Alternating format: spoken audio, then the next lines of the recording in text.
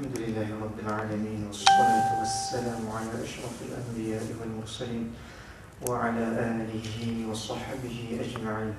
أما بعد، قال الله سبحانه وتعالى في كتابه العزيز بعد أعوذ بالله من الشيطان الرجيم: لو أنزلنا هذا القرآن على جبل لرأيته خاشعا متصدعا من خشية الله وتلك الأمثال نضربها للناس لعلهم يتفكرون. صدق الله العظيم. وقال النبي صلى الله عليه وسلم: خيركم من تعلم القرآن وعلمه. Kama qala alaihi wassalatu wassalam. Alhamdulillah, syukur kita kepada Allah Subhanahu wa taala. Pada malam ini Allah Subhanahu wa taala pertemukan kita lagi. Pertemukan kita dalam rangka untuk kita mencari kitab Allah Subhanahu wa taala. Kita memuzakarah tentang ilmu tajwid, dan kita membaca kitab Manzumah Al-Muqaddimah Fima Yajibu Ala Qari'il Qur'ani An Ya'lamah, yang dikarang oleh Imamul Huffaz wa Hujjatul Qurra Muhammad ibn Ali bin Yusuf, yang masyhur dengan gelaran panggilan Ibnul Jazari rahimahullahu ta'ala, yang lahir di kota Dimashq pada tahun 751 Hijrah dan wafat di kota Shiraz, Iran pada tahun 833 Hijrah. Alhamdulillah, kita telah pun sampai pada membicarakan tentang sifat-sifat yang berlawanan, sifat-sifat huruf yang tiada lawan.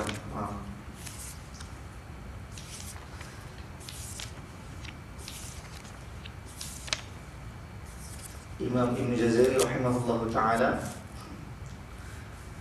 merupakan, kata Syekh Aiman hafizahullah ta'ala, adalah anugerah dan nikmat kepada umat ini.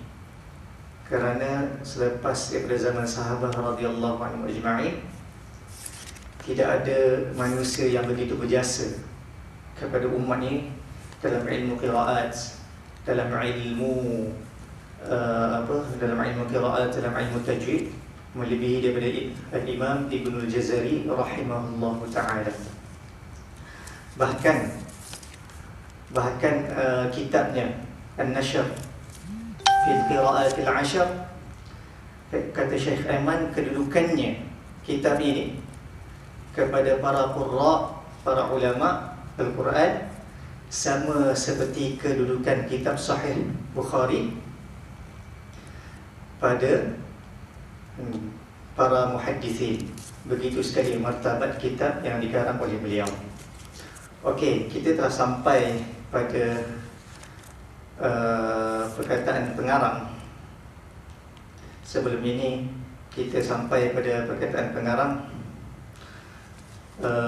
pada bait syair yang ke-26, 25 dan 26. Wawun wa yaun sukkina wanfataha qablahuma walinhirafu suhiha fil lami warra wa bitakririn ju'il walitafasshi shinu dadan istatil. Kita sampai pada sifat istitalah, dadan istatil, dadan istatil. Segi tata bahasanya, segi tata bahasa yang sembang bahasa Arab sikit, dadan tu dia jadi mansub bari atas tu kerana dia adalah maf'ulun bih muqaddam. Dadan istatil. Dia punya fi'il amar tu dan fa'il yang ada dalamnya anta istatil dadan. Jadikan huruf dal tu bersifat dengan istitalah.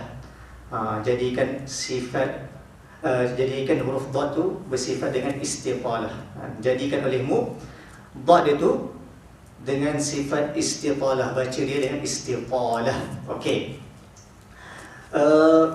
Sifat istitalah ni adalah sifat yang hanya ada pada huruf dal. Sifat istitalah adalah sifat yang hanya ada pada huruf dal, tidak ada pada huruf yang lain dalam menyebutnya. Okey, kita baca apa yang ditulis oleh Syekh Aiman Suaid hafizahullah taala di dalam kitabnya At-Tajwid Al-Musawwar. Apa Syekh Aiman tulis? Al-istitalatu hiya indifa'ul lisani 'inda nutqi ad-dadi min muakhiratil fami ila muqaddimatihi hatta yulamisa ra'sul lisani usul ath-thaniyatayn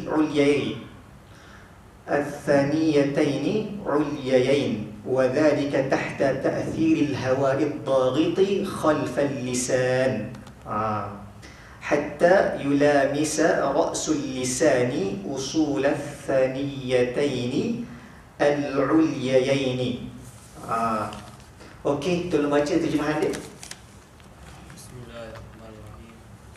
Al-istitalah ialah penolakan lidah ketika menyebut huruf ad-dad dari bahagian belakang hingga ke bahagian hadapan mulut sehingga kepala lidah bersentuhan dengan pangkal dua gigi kacip atas.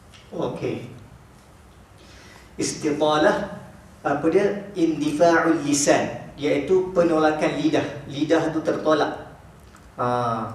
Tertolak ketika mana kita menyebut huruf dad tersebut, tertolak dia sehinggalah hujung lidah itu terkena kepada tempat tumbuhnya gigi kacip belah atas.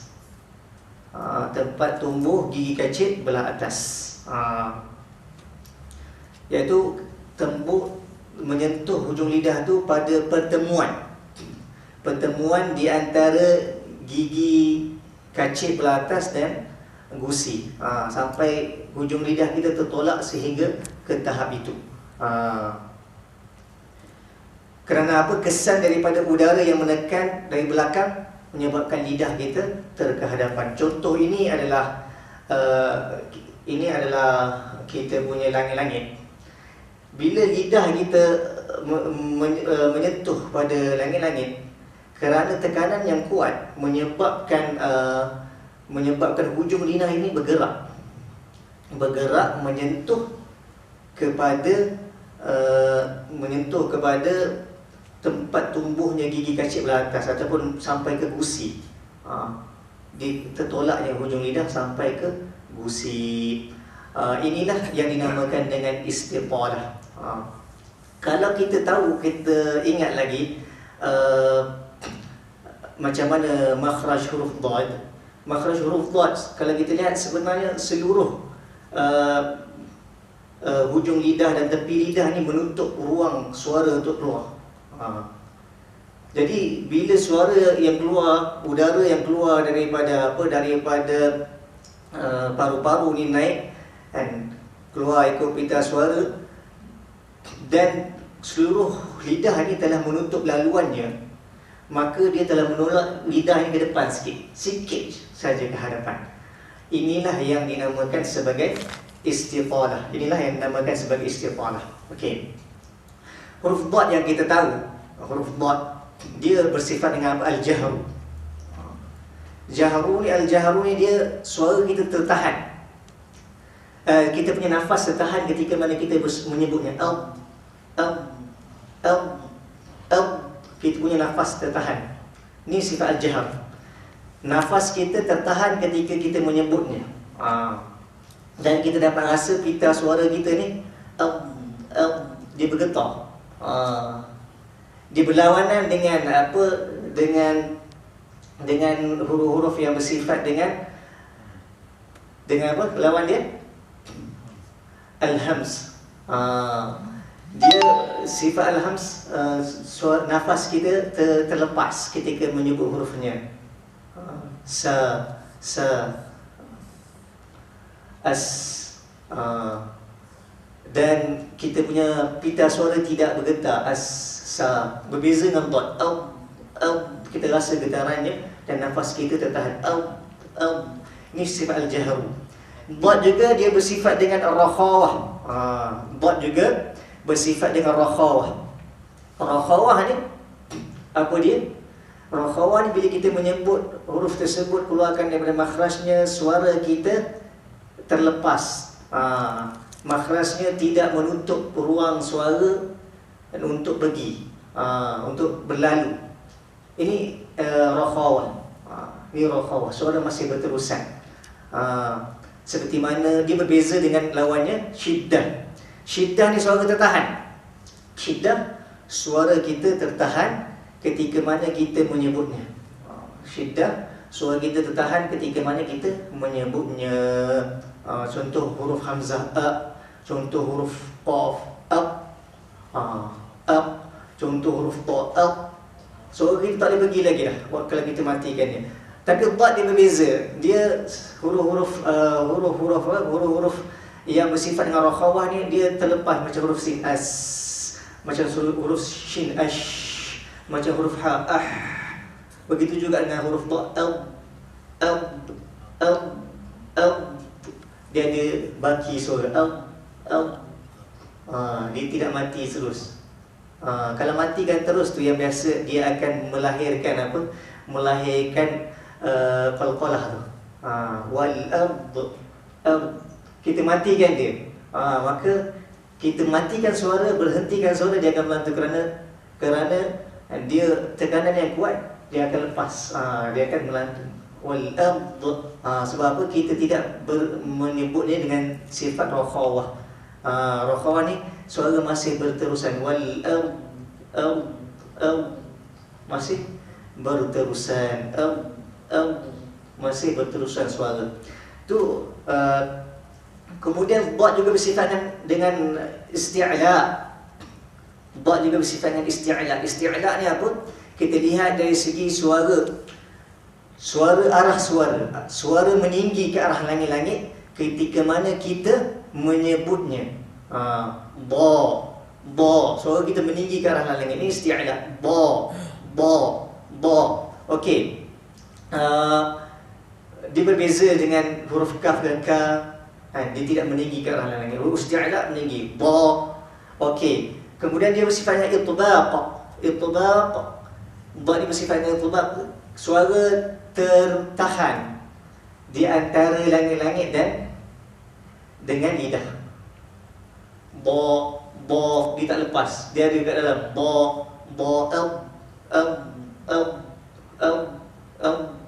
Suara ada berbaki dan pelan. Dan kemudian ba dia bersifat dengan istiqalah. Istiqalah ni apa? Istiqalah ni keadaan lidah kita kerana tekanan yang kuat, dia telah menolak lidah ke arah hadapan. Okey, kita tengok video ni.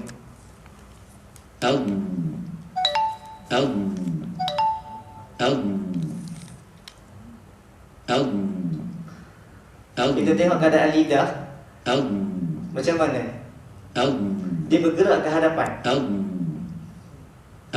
Bila menyebut ujung lidah tu, dia akan tertolak ke hadapan. Ini dipanggil istiqalah. Istiqalah. Dia bergerak ke hadapan kerana tolakan yang kuat. Kita tengok udara yang datang, anak panah tu, anak panah warna putih tu menunjukkan udara. Bila udara yang begitu banyak berkumpul, maka dia menolak huruf dad ke hadapan. Menolak huruf dad ke hadapan. Ini yang dinamakan istiqalah. Istiqalah ni dalam bahasa Arab ni isti ni dia dipanggil meminta perkara itu berlaku. Kalau istitalah meminta untuk dipanjangkan. Jadi makhraj huruf dha ni dipanjangkan. Makhraj huruf dha ni dipanjangkan. Dia bergerak huruf ujung lidah tu, dia bergerak menuju ke hadapan. Hujung lidah ni tertolak ke hadapan. Tertolak ke hadapan. Ini dinamakan istitalah. Maksud makhraj dia panjang, memanjang. Kalau seperti apa? Istighfar, maksudnya meminta pengampunan. Istitalah maksudnya meminta memanjang. Maksudnya dia makhraj dia memanjang, bukan suara. Ada orang tersilap faham tentang istitalah ni. Tersilap faham tentang istitalah, dia menyangka bahawa suara yang dipanjangkan. Suara yang dipanjangkan. Kalau suara yang dipanjang ini sebenarnya tertukar dengan rakhawah. Rakhawah kan? Kalau kita kata suara dipanjangkan dalam hati, semua huruf rakhawah begitu kan? Huruf rakhawah, huruf dha, masih berterusan. Lepas kita matikan, suara masih turun. Huruf fa, huruf ha, begitu juga dengan huruf dha.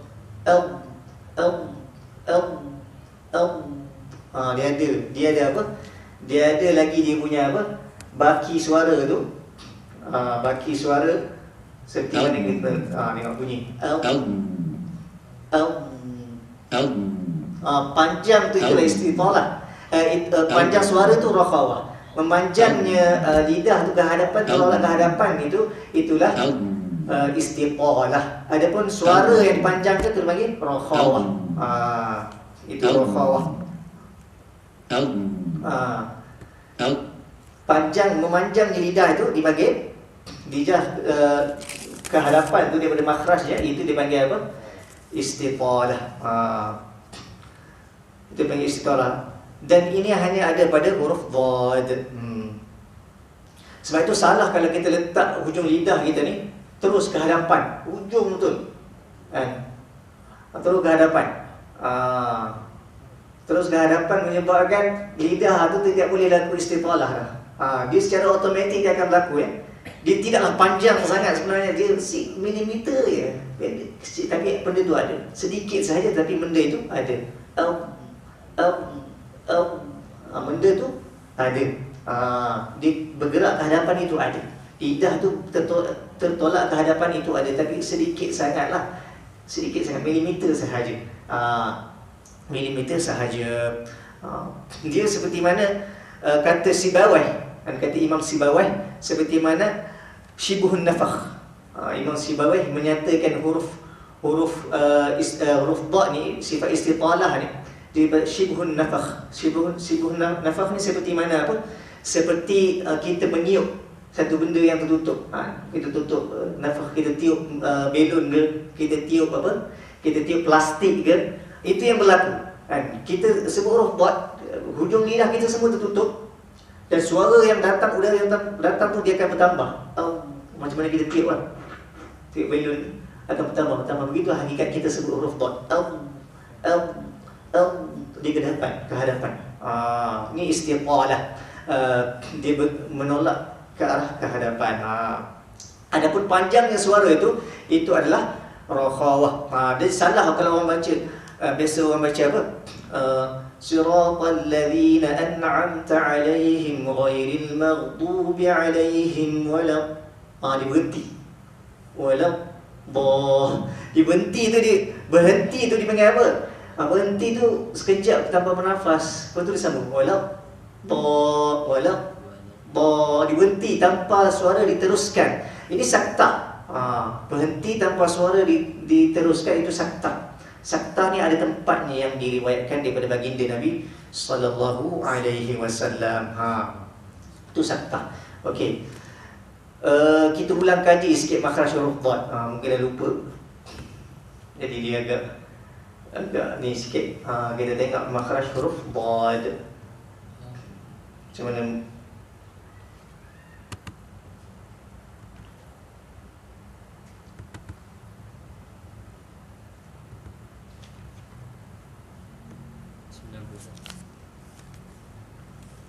Satu je.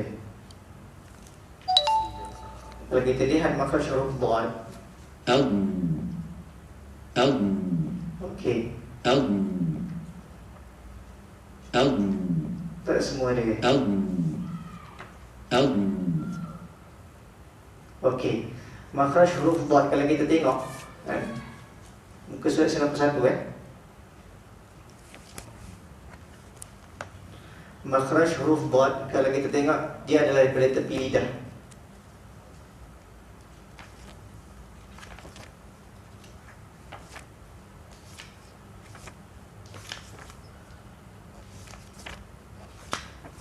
Makhraj huruf dhad kalau kita tengok huruf dhad,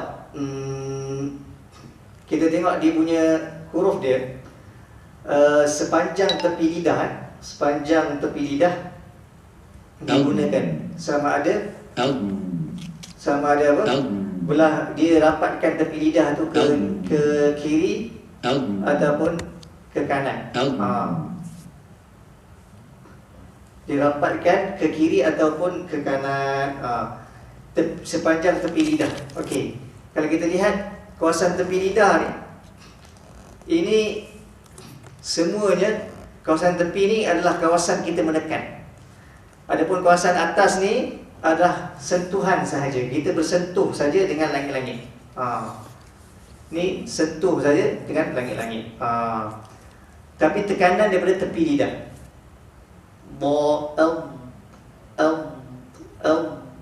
Tekanan daripada tepi lidah, kita menekan daripada tepi lidah. Tekanan kita lakukan daripada kedua-dua tepi lidah. Ini yang terlaki, yang ditelati daripada Syekh Aiman hafizahullah ta'ala, daripada tepi lidah tekanan, dan hanya depan ni sentuh saja, menyentuh. Depan ini hanya menyentuh bahagian langit-langit sahaja.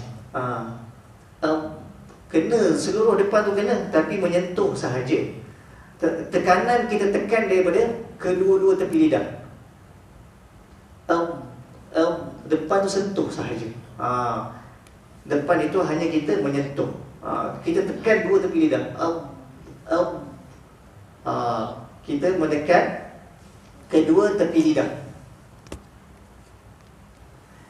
Depan ni, bahagian depan lidah ni kita sentuh sahaja, tapi tekanan daripada kedua-dua belah tepi lidah. Tekan. Dia cara menyebut yang disebut ulama ada menggunakan kita rapatkan belah tepi lidah belah kiri ni, dan ada yang belah kanan dan ada daripada kedua-dua belah. Yang ditelaki dengan Syekh Aiman adalah dia kata daripada kedua-dua belah. Kita rapatkan bahagian depan ni, sentuh langit-langit bahagian depan. Tekanan daripada kedua-dua tepi lidah. Tekanan daripada kedua-dua tepi lidah. Ini cara menyebut huruf dhad. Tekanan daripada kedua-dua tepi lidah. Dan baki suara, suara tu berbaki kerana dia bersifat dengan rakhawah. Baki, suara berbaki. Kemudian kalau kita matikan suara tu, biasa orang sebut huruf dhad ni dimatikan suara. Bila matikan suara tanpa ada suara yang berbaki. Sebab itu ada sebahagian golongan yang menyatakan mereka dipanggil dhad zaiyah. Mereka menyebut huruf dhad seperti mana menyebut huruf za. Ada sebahagian yang menyebut huruf dhad seperti huruf za, dan mereka menulis kitab. Mereka kata ini selama yang kita belajar ni salah. Yang betulnya menyebut huruf dhad seperti mana menyebut huruf za. Mereka mengatakan sebab dia kata huruf dhad ni bersifat dengan rakhawah. Yang kamu sebut tu syiddah.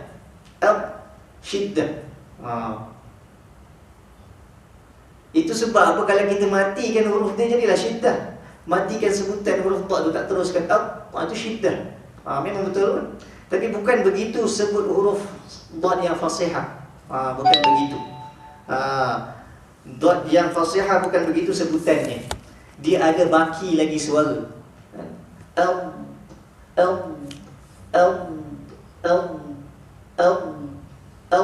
tu baki tu adalah sifat rakhawah yang ada pada huruf dhad, walaupun dia tidaklah panjang seperti mana huruf sin yang mudah af, walaupun mati berterusan. Ni semua rakhawah, sin, fa, shin, ash, ni suara yang berterusan ni semua rakhawah.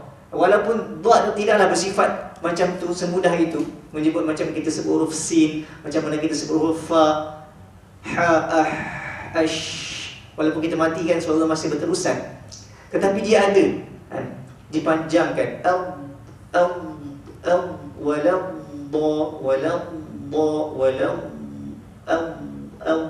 Itulah sebutan yang fasih untuk huruf rakhawah. Ini jawapan kepada mereka, bukan?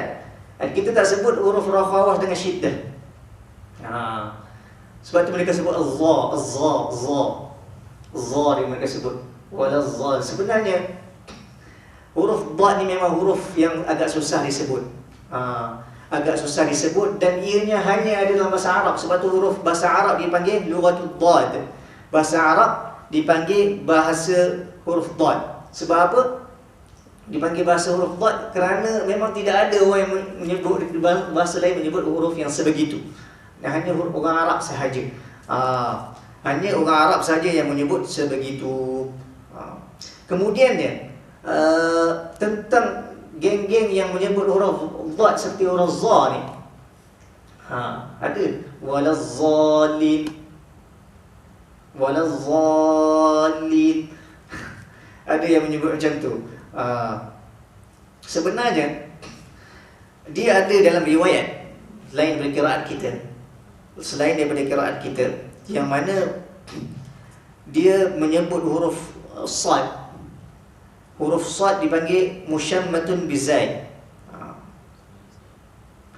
Huruf sad yang mana dia mirip kepada, dia bercantum ataupun bercampur dengan huruf zai. Bercantum dengan huruf zai. Memang ada riwayat begitu dalam selain daripada qiraat kita, dan ada yang diriwayatkan daripada baginda Nabi sallallahu alaihi wasallam yang dibaca dengan begitu. Baca dengan begitu, seperti ihdinas siratal mustaqim. Huruf sad musyammatun bizai. Huruf sad itu seperti mana huruf dicampur dengan huruf zai.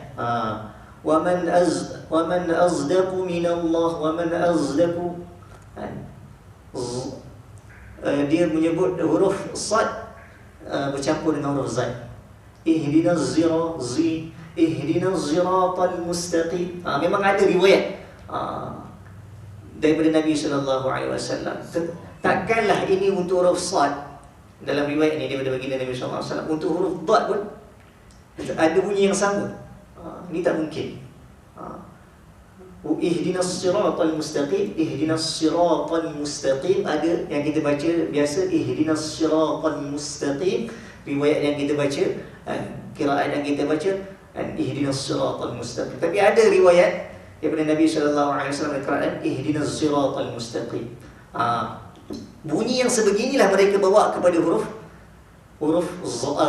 dhad. Walazzalin. Dan kalau mariz. Huruf yang sama, bunyi yang sama mereka bawa. Tak mungkin ya sebenarnya. Takkanlah sama perkataan dhalla dan dhalla sama. Bunyi dhalla lain makna ni. Dhalla makna lain, dhalla dengan dha makna lain. Dia tak boleh. Bunyi sama tapi makna berbeza. Bunyi sama ni untuk huruf. Ada dalam Al-Quran, dalam surah Al-Qiyamah. Surah Al-Qiyamah, wujuhun yawma idzin nadirah. Wujuhun yawma idzin nadirah ila rabbiha nadirah. Wujuhun yawma idzin nadirah dengan dhad. Kemudian ila rabbiha nadirah. Kalau baca dua-dua dengan bunyi za, wujuhu yawmaidin nazirah ila rabbiha nazirah. Sama ya.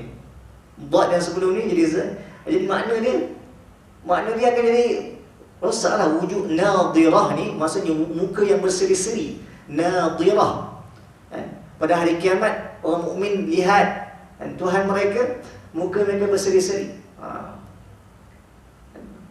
Pada hari kiamat orang mukmin muka mereka berseri-seri. Ila rabbiha nadirah. Kerana apa? Mereka muka tersebut melihat wajah, melihat Tuhan mereka. Pada hari kiamat melihat Tuhan mereka jadi berseri-seri. Jadi tak mungkin sama. Tak mungkin sama. Mana mungkin sekejap bunyi za ni makna untuk huruf dad, sekejap bunyi za ni untuk huruf za. Tak mungkin kan? Wala zali, ini satu kesalahan. Dan apa yang kita talaqi daripada guru-guru bersanad, huruf dad ni begini ya, da, du, di, da, du, di. Dia bukan za, zu, zi, bukan. Ini yang ditalaqi dengan masyayikh-masyayikh yang ada di negeri Syam, masyayikh-masyayikh yang ada di Mesir. Sebab huruf dad ni susah. Kadang-kadang orang-orang yang dalam pertuturan, dalam bahasa dia, dia ada huruf yang bunyi begitu, yang mudah disebut, maka huruf dad ni disebut dengan apa yang mudah disebut lah. Dia akan pergi kepada huruf yang mudah, yang hampir-hampir macam bunyi huruf dad tu. Itu yang mereka sebut. Ramazan, tukar daripada Ramazan. Dalam pertuturan harian tak ada masalah, tapi dalam Al-Quran tak boleh. Tak boleh. Al-Quran kita kena ikut apa yang kita kena ikut, macam mana bacaan baginda Nabi sallallahu alaihi wasallam. Kita kena ikut seperti mana bacaan baginda Nabi sallallahu alaihi wasallam, kena ikut sungguh. Itu istitalah. Dan dot yang disebutkan za, satu kesalahan ya.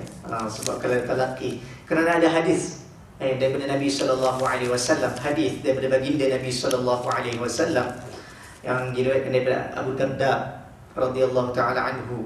Nabi kata, baina ana naimun idh raaitu amud al-kitabi uhtumila min tahti ra'si fadhanantu annahu madhhubun bihi fa'atba'tuhu fa'umida bihi ila Syam.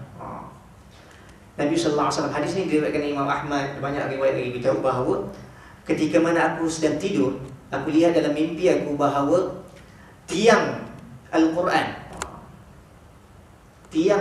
kata Nabi sallallahu alaihi wasallam dalam mimpi. Hadis sahih, banyak hadis. Imam Tabarani riwayatkannya, lagi Imam Ahmad riwayatkannya. Tiang Al-Quran, dia kata aku lihat dalam mimpi tiang Al-Quran dibawa pergi diambil daripada bawah kepalaku, dibawa pergi. Dalam riwayat lain, di bawah bantalku, dibawa pergi. Dan aku lihat ke mana dibawa pergi tiang kitab tersebut, tiang Al-Quran. Amudul kitab dalam lafaz hadis tadi, tiang kepada kitab, iaitu Al-Quran, dibawa pergi. Aku lihat ke mana dia pergi. Tiba-tiba dibawa ke negeri Syam. Ni kata Nabi SAW.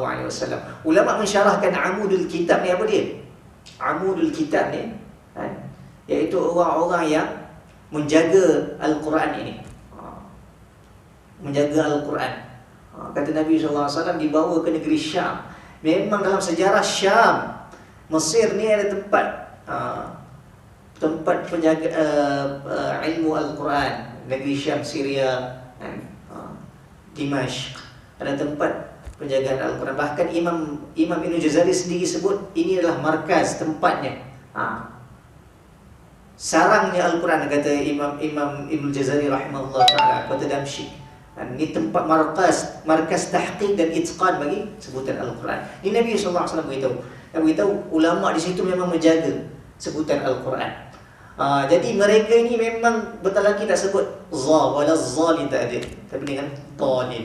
Panjang sikit syarahan ni, kerana ada orang yang mempertahankan sebutan dot dengan za. Tetapi yang ditelaki daripada ulama bersanad sampai baginda Nabi sallallahu alaihi wasallam, bukan begitu. Bahkan di tanah air kita sendiri pun kalau kita tanya orang dulu mengajar, bahkan almarhum ayah datuk saya pun mengajar Al-Quran, mereka tak pernah belajar dot dengan za, sebutan za, tak ada. Tak ada. Tetapi memang ada golongan yang menyebut huruf dot dengan huruf za. Untuk pertuturan harian tidak ada masalah. Tetapi untuk bacaan Al-Quran tak boleh. Tak boleh walazzalin, tak boleh waladdallin. Di Malaysia sendiri.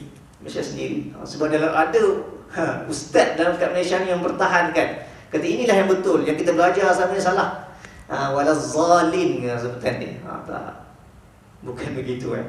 Bahkan di Nusantara pun sendiri, kalau kita tanya orang lama pun yang belajar mengajar Al-Quran, tak pernah mereka mengajar secara dan penuh yang ada huruf dot dengan huruf za, tak ada. Jadi untuk bahaskan tentang perkara ni, tentang salahnya menyebut huruf dot dengan sebutan za, walazzalina, salah. Walaupun ada ustaz-ustaz yang ke Malaysia mempertahankan sebutannya begitu. Okey. Habis huruf dot. Huruf dot ni istitalah. Istitalah tu bukannya suara dia dipanjangkan, tapi adalah pergerakan lidah tu sendiri. Lidah tu ke hadapan. Lidah tertolak ke hadapan. Okey, muka surat apa istitalah? 170. Okey faham istitalah. Lidah tu tertolak ke depan sikit. Okey. Dan jadi golongan ni macam mana yang mempertahankan solat dia ni? Apa dia? Solat dia macam mana? Solat dia? Fatihah ni. Kita tak boleh ikut. Orang baca walazzalin tak boleh, kita tak boleh ikut. Tak solat kita. Tak sah. Tak sah. Ramazan, zalin tak boleh. Za bukan dot tak boleh ikut orang macam tu. Kat Malaysia kurang. Tapi dah cerita, saya pernah kenal orang yang mempertahankan, yang buat batu inilah. Kerana apa? Kerana Al-Quran ni kena talaqi. Talaqi daripada guru-guru yang bersanad. Bawa sanad kamu. Orang kata walazzalin tu. Walazzalin mana? Talaqi daripada guru-guru yang tak ada. Dhalin. Dan yang ditulis oleh ulama-ulama dalam kitab mereka. Quran ni kata Syekh Aiman 2 talaqi. Talaqi mantuq yang kita talaqi sebutan tu daripada guru-guru yang bersanad sampai baginda Nabi sallallahu alaihi wasallam. Yang kedua talaqi apa yang kedua?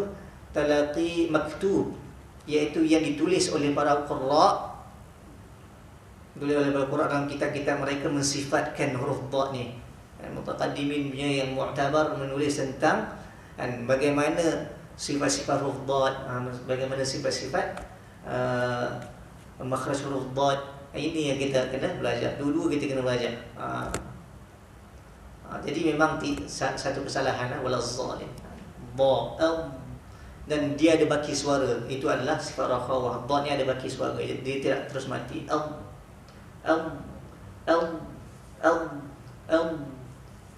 Ada baki suara.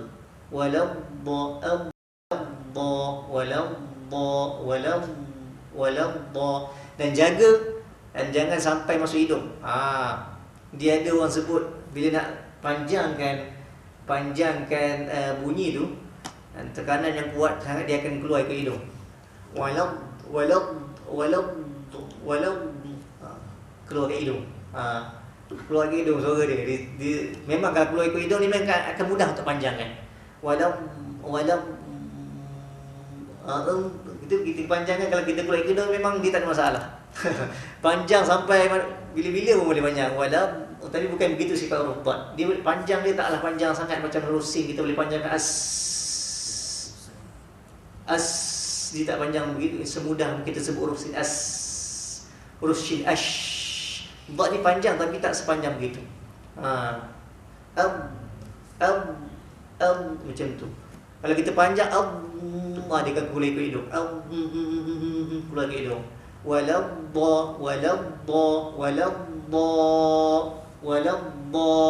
Terus. Okey. Itu huruf sifat yang terakhir yang disebut di dalam sifat-sifat huruf.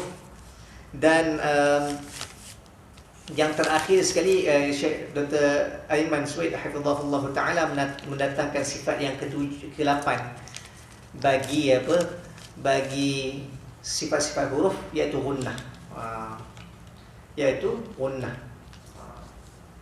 Imam Ibn Jazari memang tidak menyebut secara jelas dalam kitab dia tentang adanya sifat huruf yang gunnah ini, tetapi dia ada menyebut wa adhhiril gunnata min nunin wa mimin idza ma shuddida. Panjangkanlah gunnah itu daripada nun dan mim apabila dia disabdukan. Okey. Boleh baca nombor 8 tu? Al-gunnah, dengungan dari sudut keadaannya sebagai sifat huruf, merupakan sifat bagi huruf an-nun dan al-mim, sama ada berbaris atau bersukun, dalam keadaan izhar, ini jelas, idgham, ini masuk, atau ikhfa, ini sembunyi. Panjang gunnah berbeza mengikut keadaan kedua-duanya bersama al-huruf al-hijaiyah. Cuma tempoh sebutannya berubah-ubah mengikut keadaan seperti yang akan diterangkan dalam muka surat 256. Okey, Syekh Aiman mengatakan tentang sifat gunnah ni, sifat huruf al-gunnatu min haitsu kauniha sifatan hiya sifatun lin-nuni wal-mimi taharrakata aw sakanata zahirataini aw mudghamataini aw mukhfataini illa anna tulaha yakhtalifu bihasbi wad'ihima kama sayati fi bahthi azminatil ghunan. Okey. Maksudnya huruf nun dan huruf mim ni, huruf gunnah ni dia sifat daripada sifat huruf mim dan nun. Kerana orang Arab, gunnah ni apa dia? Suara yang keluar ikut khayshum, suara yang keluar ikut rongga hidung. Suara yang keluar ikut rongga hidung, khayshum dia panggil. Ini gunnah. Suara yang keluar ikut rongga hidung. Ini gunnah. Dan orang Arab melakukan gunnah ini pada dua huruf saja, mim ataupun nun. Dia gunnah ni dia kalau dilihat dari segi makhraj, maka gunnah ini adalah sebahagian daripada makhraj huruf nun dan ianya sebahagian daripada makhraj huruf mim. Seperti mana yang selalu saya terangkan, menyebut huruf nun, dia punya kesempurnaan dia 50% suara keluar ikut hidung, 50% suara keluar ikut mulut. Na, nu, ni. Dalil dia, kalau kita tutup hidung, kita tak akan dapat sempurnakan sebutan huruf nun dengan baik. Da, du, ni. Tak akan dapat sempurna kerana dia keluar dua bahagian. Na, dua bahagian. Ma pun sama, mim pun sama. Ba, mu, mi. Kerana apa? Dia keluar daripada kedua-dua bahagian. Ma, keluar ikut hidung, keluar ikut mulut. Ma, mu, mi. Kalau kita tutup, ba, mu, mi. Okey. Itu gunnah dari segi makhraj. Tetapi kalau kita lihat dari segi sifat, sifat iaitu apabila gunnah itu dipanjangkan. Apabila gunnah itu dipanjangkan. Gunnah dalam dipanjangkan, dia ada 4 tahap. Yang pada akmal, paling sempurna. Paling sempurna. Dan kamilah. Ini nombor 2. Kemudian naqisah, nombor 3. Kemudian dia anqus, yang paling pendek sekali. Dia ada yang akmal ni, yang paling panjang sekali. Panjang dan pendek gunnah inilah sifat pada huruf nun dan huruf mim. Dia berbeza-beza melihat huruf nun dan mim, keadaan dia berbeza-beza melihat keadaan dia bertemu dengan huruf-huruf hijaiyah. Ini kita akan terangkan nanti pada tempatnya. Cuma nak beritahu inilah sifat gunnah. Kalau dilihat gunnah itu dari segi sifat, iaitu dipanjangkan. Innallah, ini sifat sebenarnya. Innallah, indallah. Gunnah yang dipanjangkan ini, dipendekkan ini dipanggil, termasuk dalam sifat huruf. Panjang dan pendeknya dia berubah-ubah melihat huruf yang datang selepas huruf nun dan huruf mim tersebut. Dia ada gunnah ni ada dua bahagian. Pertama dilihat dari segi makhraj, iaitu sebahagian daripada makhraj huruf mim dan sebahagian daripada makhraj huruf nun. Dan apabila dilihat dari segi sifat pula, sifat ni bila ia dipanjangkan dan dipendekkan, panjang dan pendek, seperti mana saya terangkan nanti kita akan sampai. Gunnah ni ada 4 peringkat segi sifat ni. Paling sempurna iaitu paling panjang, sempurna, yang kurang sikit panjang ni, yang naqis, yang lagi kurang, yang anqus, yang paling kurang. Kita akan terangkan pada pelajaran yang akan datang. Jadi alhamdulillah kita telah pun habis membahaskan makhraj huruf, makharijul huruf dan sifat-sifat huruf daripada manzumah muqaddimah ni, manzumah muqaddimah al-Jazariyah ni. Kita telah sempurnakan perbahasannya. Jadi insya-Allah ada sikit perbahasan selepas ni yang dalam kitab Tajwid Al-Musawwar ni, tentang kesalahan-kesalahan ketika menyebut huruf-huruf hijaiyah yang dibawa oleh Syekh Aiman hafizahullah taala. Okey, itu kita akan baca untuk pengajian